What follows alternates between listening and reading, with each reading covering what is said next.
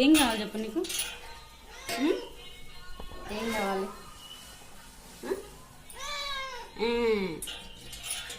పొద్దున 4:30కి వచ్చి లేపిండు నన్ను. ఇక మళ్ళీ పడుకునే ఎందుకని లేచి పని చేసుకుంటున్నాను నేను. ఇది చూడండి, ఒక్కటే మొత్తుకుంటాడు. పాలు తాగిండు, పెరుగు తాగిండు. ఏంది చెప్పు, ఏం కావాలి చెప్పు? నేను మాత్రం ఉప్మా చేస్తున్నా. మా అబ్బాయికి ఉప్మాలో పాలు పోయాలి. ఉల్లిగడ్డలు టమాటాలు వేసి వారికి నచ్చదు, పాలు పోసి చేయాలి. ముగ్గురు ఉప్మా వేస్తే గ్లాసు చిక్కటి పాలు పోస్తాను. 2 గ్లాసుల రవ్వకి 3 గ్లాసుల వాటర్ పోసి గ్లాస్ పాలు పోసిన. ఇది ఒక రకమైన టేస్ట్. మా అబ్బాయికి అదే నచ్చుతుంది. ఏం చేయండి, పాలు సరిపోతలేవురా అంటే వాడు వినడు, నాకు ఇదే ఉప్మా కావాలంటాడు. ఇందులో ఉప్పు వేయద్దు, రవ్వలో వేసి కలిపేయాలి కరెక్ట్. ఇందులో వేస్తే పైన మొత్తం పాలు ఇరిగిపోతాయి అన్నమాట.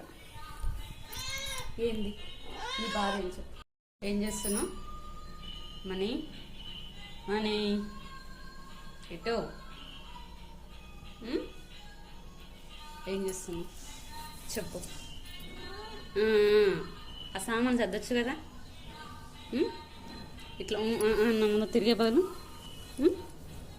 నిన్నే సామాన్ తీయచ్చు కదా, అంతా మమ్మీకి హెల్ప్ చేయొచ్చు కదా.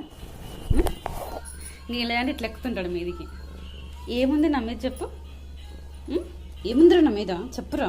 కింద పడుకోవచ్చుగా, నిన్నే కింద పడుకోవచ్చుగా. నీ కింద కూర్చుంటే చాలా వస్తాడుగా, ఇక్కడ వస్తాడుగా. పొద్దున కూడా అంతే, సామాన్ తగ్గుతుంటే వచ్చి నా మీద కూర్చుంటుంటాడు నేను పని చేసుకుంటుంటే.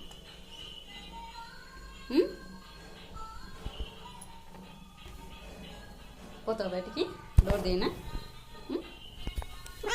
తీనా డోర్ తీనా?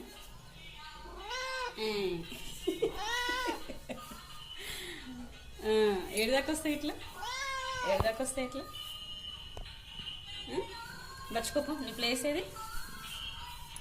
మళ్ళీ ఇక్కడ కూర్చుంటాడు. బాగుందా ఇడా మనీ? ఇటు